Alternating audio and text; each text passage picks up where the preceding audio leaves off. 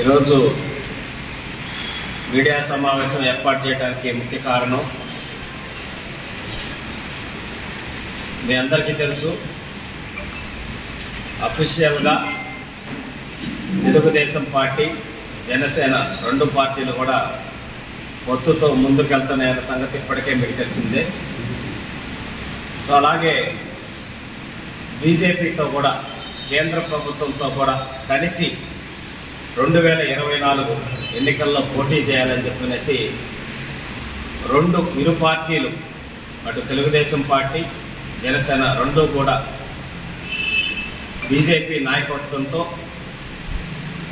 జరిగిన చర్చల్లో నిర్ణయం తీసుకోవడం జరిగింది. దాన్ని ఆల్రెడీ అఫీషియల్గా బీజేపీ, భారతీయ జనతా పార్టీ జాతీయ అధ్యక్షులు నడ్డా గారు అఫీషియల్గా లెటర్ రిలీజ్ చేయటం, తెలుగుదేశం పార్టీ మాకు పాత మిత్రులు అని చెప్పనేసి చెప్పటం, అప్పుడు వాజ్పేయి ప్రభుత్వంలో కూడా నారా చంద్రబాబు నాయుడు గారు కీలకమైన పాత్ర పోషించారు.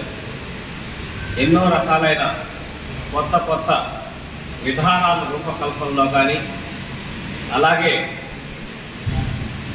అబ్దుల్ కలాం గారిని ఒక మైనారిటీని రాష్ట్రపతిగా చేయటంలో కీలక పాత్ర వహించటం, మనం కలిసి వెళ్ళాలని చెప్పి నిర్ణయం తీసుకోవడాన్ని ప్రజలు కూడా హర్షిస్తూ ఉన్నారు.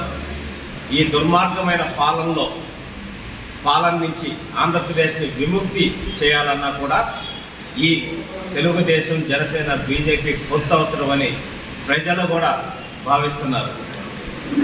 నిన్న మేదరమెట్టులో ముఖ్యమంత్రి గారు మేదరమెట్టులో జరిగిన సభలో, సిద్ధం సభలో, అంటే అబద్ధాలను కూడా ఎంత కాన్ఫిడెన్స్గా చెప్పచ్చో ముఖ్యమంత్రి గారిని చూసి నేర్చుకోవచ్చు. అంటే అది అబద్ధం అని ఆయన మనసుకు తెలుసు, ఆయనతో పాటు వేదిక మీద కూర్చున్న వాళ్ళందరికీ తెలుసు, ముందు కూర్చున్న వాళ్ళల్లో చాలామందికి తెలుసు.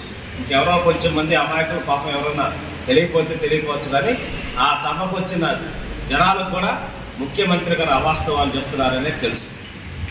అసలు మద్యం నిషేధించి ఓటు అడుగుతానని చెప్పిన వ్యక్తి, మద్యపాన నిషేధం చేసి 2024 ఎలక్షన్కి ఓటు అడుగుతానన్న వ్యక్తి మద్యం ఆదాయం ద్వారా రాష్ట్రాన్ని నడపడం, అలాగే 25 సంవత్సరాలకి మద్యం మీద వచ్చేటటువంటి ఆదాయాన్ని చూపించి 20,000 కోట్ల రూపాయలు అప్పు తీసుకురావటం, ఇవన్నీ చూస్తే ఇంతకన్నా దారుణమైన పనులు ఏ రాష్ట్ర ముఖ్యమంత్రి కూడా చేసి ఉండనిపిస్తూ ఉంది.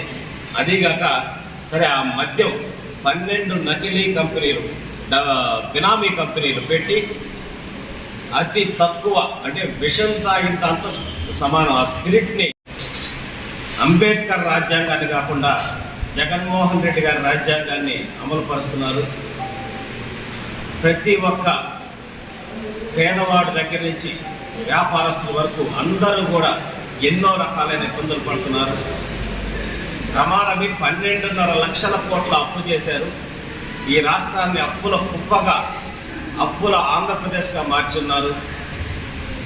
మళ్ళీ ఈ రాష్ట్రాన్ని బాగు చేసుకోవాలన్నా, రేపు 2024లో అధికారంలోకి వచ్చిన తర్వాత కూడా కేంద్ర ప్రభుత్వ సహాయ సహకారాలు ఉండాలనేది, అలాగే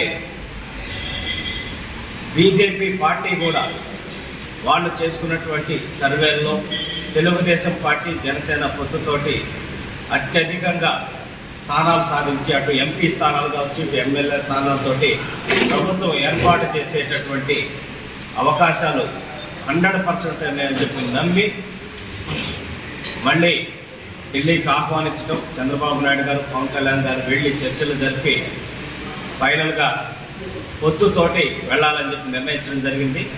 ఇది చాలా చారిత్రాత్మకమైన అవసరం ఆంధ్రప్రదేశ్కి.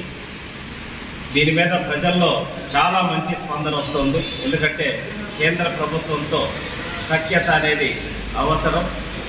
రేపు 2024లో కూడా కేంద్రంలో బీజేపీ